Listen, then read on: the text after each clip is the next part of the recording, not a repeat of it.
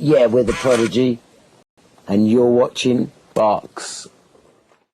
So it's been 11 years since three of you last made an original album together, and then did you discover the chemistry of the band? And then how do you describe the chemistry?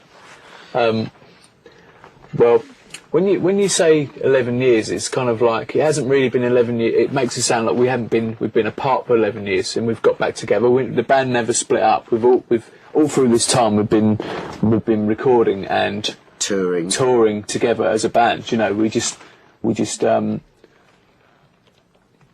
really thought about it like that at all, really. No, no. It's very hard to describe. The Prodigy is has kind of two faces, and that's what people sometimes don't understand. It's like we're not a vocal band, we're a music band, and the vocals happen when they need to happen, So we're quite lucky in the sense like we can release a track like Firestarter 1 minute and Smack My Bitch Up another minute, which means like Keith may front one song and may not front the next song. Yeah. And Maxim, So, I mean, recording this new album, when we decided we were going to first start doing it, I mean, we decided it had to be a band album, as in, we wanted to make a record we could play live from beginning to end, which incorporated all members' influences and kind of. Plus, we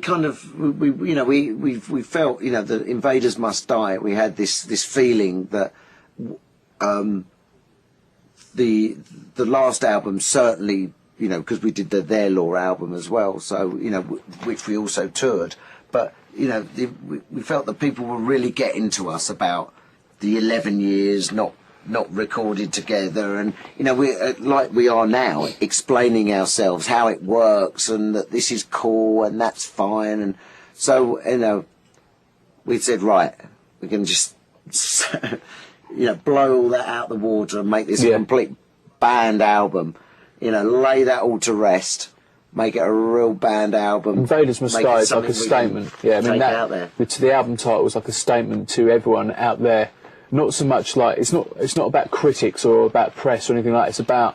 It's about protection, about something like that title to me says like it's about protecting something that's important to yourself. Do you know what I mean? And sometimes when you're in a band, you feel like you're in like a gang, and everyone else is like the enemy. Do you know what I mean? Yeah. So it's kind of.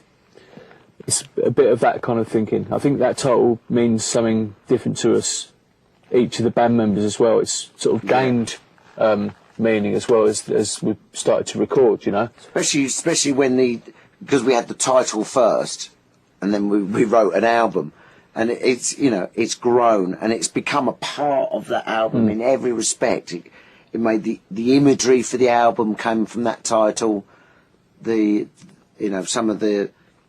Some of the title tracks, and some of the track titles. Sorry, Yeah. It's all spawned from there, hasn't it? Yeah. It was quite an unusual way of working, but that's how it has. And then this record sounds so live, and also has everything that makes what the Prodigy is all about.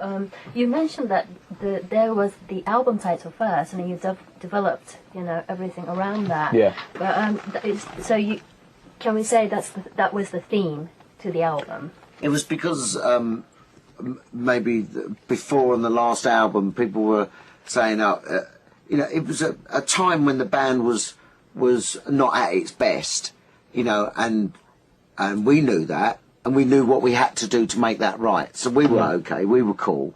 But people saw this gap,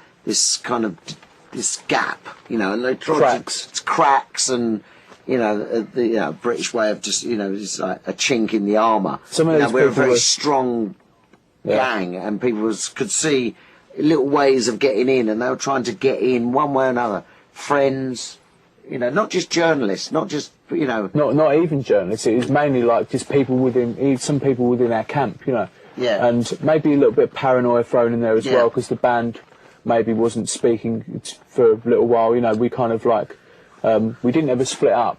But like, I think any band goes through a lot of strains, if you stay together for a long time.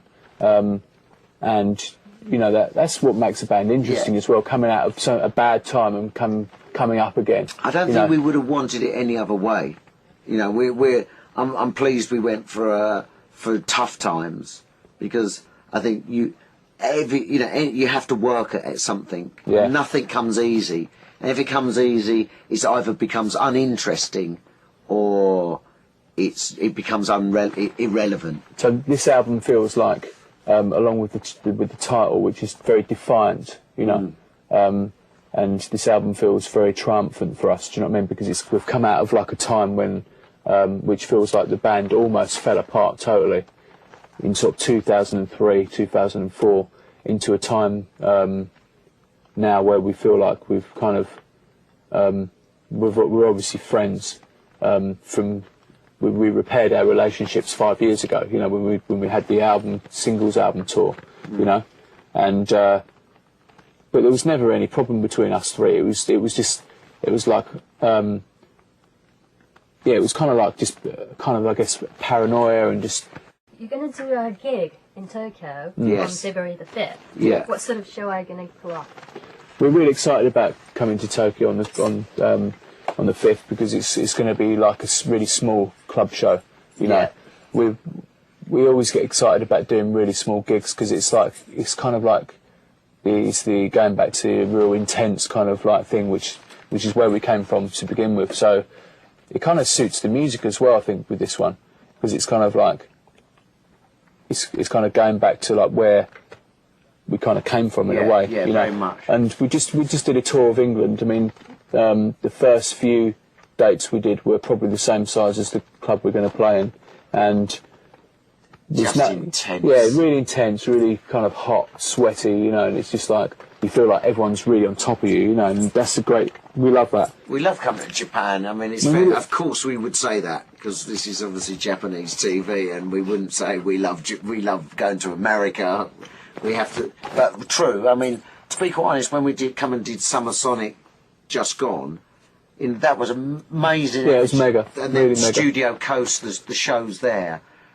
That for us was also, you know, really put a massive energy into the band, and we come back and we you know, it helped the writing process, because those shows were so good. We come off with like, you know, when we've got this album finished, this is what we've got out there still for us. These sort of people, these sort of fans, and that, you know, so, you know, we still thank, you know, the Japanese people for that, you know, because we've got massive, wicked fans in Japan. So, you know, this is going to be a real intense, you know, if you can handle it, come to that gig, because it is going to be immense. I mean, we're going to rip the place apart, without a doubt. We'll be playing we'll be playing 6 new tracks on that gig, you know. Yeah. I mean, we just played five new tracks on the tour we just done. So we're going to be coming from Australia into Japan, and we can't wait. Yeah. Yeah. I'll just say thank you to all the Japanese fans for understanding the band, sticking by the band, and the energy you give us. We respect you all the way.